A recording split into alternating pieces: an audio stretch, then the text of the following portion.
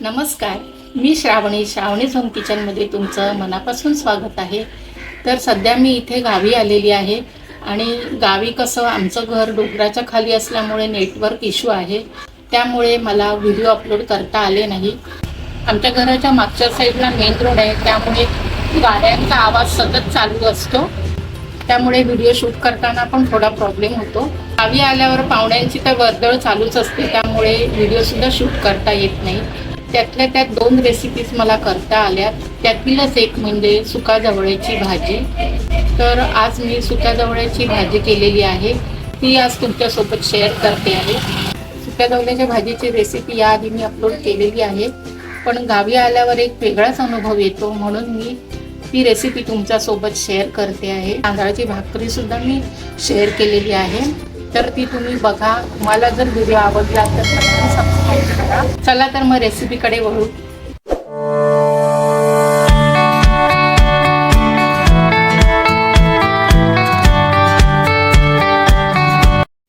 तर इथे मी सुका जवळा घेतला आहे, ह्याला काही जण गोलमा सुद्धा म्हणतात। हा इथे दारातच घेतलेला आहे। हा पाहिजे तितका साफ नाही आहे, त्यातील इतर कचरा किंवा बारीक शिवण वगैरे असतील ते काढून टाकायचे। हा पूर्ण आसडून घ्यायचा आहे। हा आसडून हा असा वरचा काढून टाकला आहे। त्यात बारीक सारीक नको असलेले छोटे मासे किंवा केर असे ते काढून घ्यायचे। चांगला चाळून घेतला की हा असा बारीक कचरा बाहेर निघतो। तर हे बघा, गावी हे असं काही फुकट जात नाही। हे कावळे घेऊन आता सगळं साफ करणार। कुत्रे सुद्धा येऊन असे वाट बघत असतात, म्हणजे कुठे बाहेर कचरा टाकायची काही गरज नाही। तर हे आता सर्व साफ झाले। साधारण 2 वाटी एवढा सुका जवळा घेतलाय, तो पॅनवर गरम करायचा। मध्यम ते मंद गॅसवर हलका गरम करून घ्यायचा आहे। साधारण सुगंध यायला लागला की गॅस बंद करायचा। तर हा जवळा असा भाजून झाला आहे। 2 वाटी इतपत जवळा घेतलेला आहे, तो आता पाण्यात भिजून ठेवायचा। तर घरचं सध्या पाणी भरायचं शिल्लक आहे।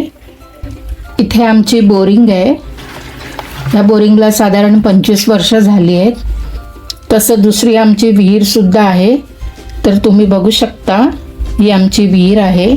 ह्या विहिरीचं पाणी पूर्वी आम्ही पिण्यासाठी वापरायचो, आता सध्या वापरत नाही। आता फक्त सांडपाण्यासाठी, कपडे धुण्यासाठी किंवा आंघोळीसाठी वगैरे विहिरीचं पाणी आम्ही वापरतो। विहीर सुद्धा चांगली भरलेली आहे। जेव्हापासून बोरिंग झाली आहे तेव्हापासून आम्ही बोरिंगचं पाणी पिण्यासाठी वापरतो। आता मे महिन्यामध्ये विहिरीचं पाणी थोडं कमी होईल। बोरिंग एकदम हलकी आहे, हाताला जड लागत नाही, पाणी पटापट भरलं जातं, त्यामुळे पाणी काढायला कंटाळा सुद्धा येत नाही। पाणी गाळून गरम करून पितो।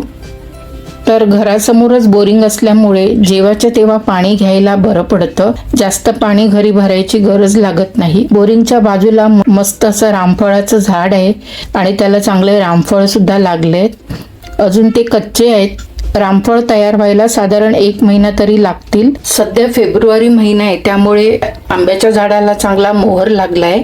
काही आंब्याच्या झाडांना थोड्या मोठ्या कैऱ्या लागलेत, तर काही आंब्याच्या झाडांना एकदम छोट्या छोट्या कैऱ्या लागल्यात आणि काजूच्या झाडांना पण छोट्या छोट्या काजूच्या बिया आलेत। मे महिन्यापर्यंत काजू आणि आंबे पूर्ण तयार होतील। गावी खरी मे महिन्यामध्येच मजा असते, आंबे, फणस, काजू सगळं खायला मिळतं। आजूबाजूला समोर असं मोकळं रान असल्यामुळे हवा पण खूप मस्त येते। तर हा एक रस्ता मालवणला जातो आणि एक रस्ता आंगणेवाडीला जातो। हा व्हिडिओ जेव्हा बनवला तेव्हा आंगणेवाडीची जत्रा सुरू होती, म्हणून या रस्त्याला 2-3 दिवसांपासून गाड्यांची खूप वर्दळ झाली आहे। एरवी जास्त गाड्यांची रेलचेल नसते, फक्त अंगणेवाडीची जत्रा असते त्याच वेळेला गाड्यांची गर्दी खूप असते, किंवा मे महिन्यात सुट्टी वगैरे असते त्यावेळेला गाड्या जास्त रस्त्यावर धावतात। सुरुवातीचा व्हिडिओ गावी असतानाच एडिट केला होता, पुढचा व्हिडिओ बऱ्याच दिवसांनी एडिट केलाय। तसं पाणी घरापासून जवळ असल्यामुळे पाणी भरायचा जास्त त्रास होत नाही। पाणी भरून झालेलं आहे। हा जवळा आता 2 ते 3 वेळा चांगला धुवून घ्यायचा आहे।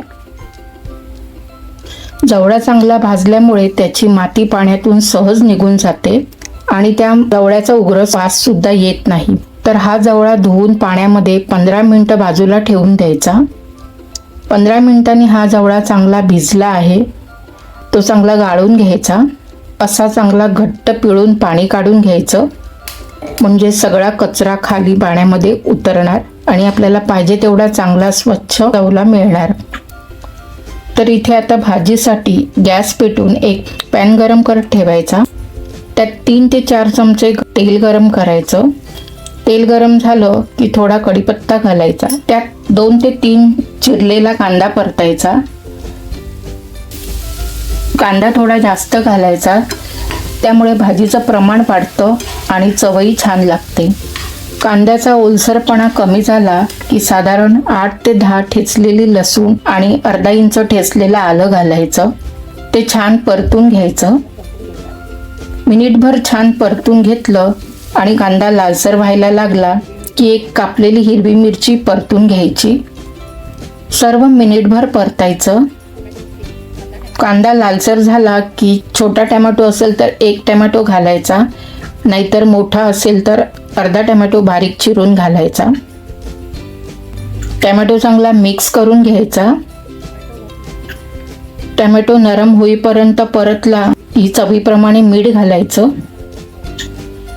सर्व जिन्नस नरम झालं की पाव चमचा हिंग आणि अर्धा चमचा हळद, 1 चमचा धणा जिरा पावडर त्यामध्ये ॲड करायचं आणि चांगलं परतून घ्यायचं. 1 मिनिटाने सर्व जिन्नस नरम झालं की थोडी कोथिंबीर घालायची, ती परतून घ्यायची. थोड्या वेळाने धुवून साफ केलेला सुका जवळा त्यात मिक्स करायचा, तो परतून घ्यायचा. असा आधीच सुका जवळा परतला की त्याचा जो हिवस वास असतो तो निघून जातो आणि भाजीला चव चांगली लागते. कांद्यामध्ये जवळा छान परतून घ्यायचा. हळूहळू त्याला तेल सुटायला लागेल तेव्हा मालवणी मसाला घालायचा. 1.5 चमचा मालवणी मसाला घातला आहे. मसाला आवडीप्रमाणे किती कमी जास्त हवा असेल तसा घालायचा. हा मसाला घरगुती आहे, ह्यात अधिक गरम मसाला वगैरे घालायची गरज नाही. तो चांगला परतून घ्यायचा. इथे मी अजून थोडा मसाला घालते. मसाला छान परतून घेतलाय आणि वर झाकण लावून वर झाकणावर पाणी ठेवायचं आणि भाजी वाफेवर शिजवायची.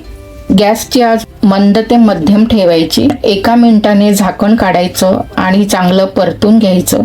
भाजी जर ओलसर हवी असेल तर ह्यात पाणी घालायचं आणि कोरडी हवी असेल तर भाजी वाफेवर शिजवायची. तर इथे मी भाजी सुकीच करते आहे, त्यासाठी वर पाण्याचा हपका मारून घेते आणि झाकण लावून 3 ते 4 मिनिट पुन्हा भाजी वाफवून घेते. 4 मिनिटांनी झाकण काढून भाजी पुन्हा परतून घ्यायची. मसाला तिखट आहे, जर लालसर रंग हवा असेल तर काश्मीरी मिरची पावडर तुम्ही घालू शकता. शेवटी यात 3 ते 4 कोकम घालायचे. जवळा छान शिजला आहे आणि भाजीचा रंग पण बदलला आहे. थोडं ओलं खोबरं घालायचं, ते छान परतायचं. वर थोडी कोथिंबीर घालायची. भाजीचा मस्त घमघमाट घरभर पसरला आहे. इतकी भाजी छान झाली आहे. मस्त अशी गावच्या पाण्याची जवळ्याची भाजी तयार झाली आहे. तर आता ह्या भाजीबरोबर कुठलीही भाकरी छान लागते. त्यासाठी गॅस पेटवून पातेल्यामध्ये 1 पेला पाणी गरम केलं, त्यात पाव चमचा मीठ घातलं. आता पाण्याला उकळी आली की त्यात 1 पेला तांदळाचं पीठ भागून घ्यायचं. पीठ मिक्स करून गॅस बंद करायचा आणि झाकण लावून पीठ थोडं थंड व्हायला द्यायचं.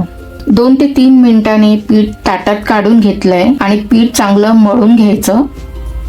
पिठाला थोडा थंड पाण्याचा हात लावून पीठ चांगलं मळून घेतलंय. तर ह्याच्या 2 भाकऱ्या होतील. इथे मी पिठाची गोळी थापून भाकरी बनवते.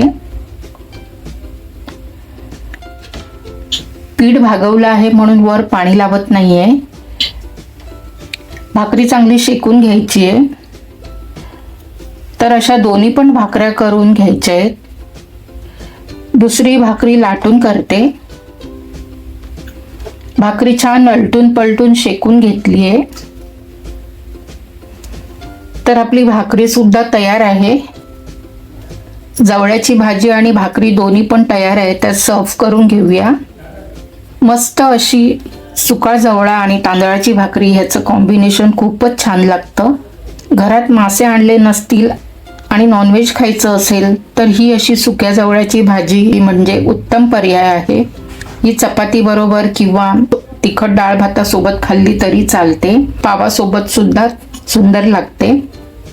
व्हिडिओ आधीच गावी बनवलेला होता, तो आता मुंबईला अपलोड केला आहे.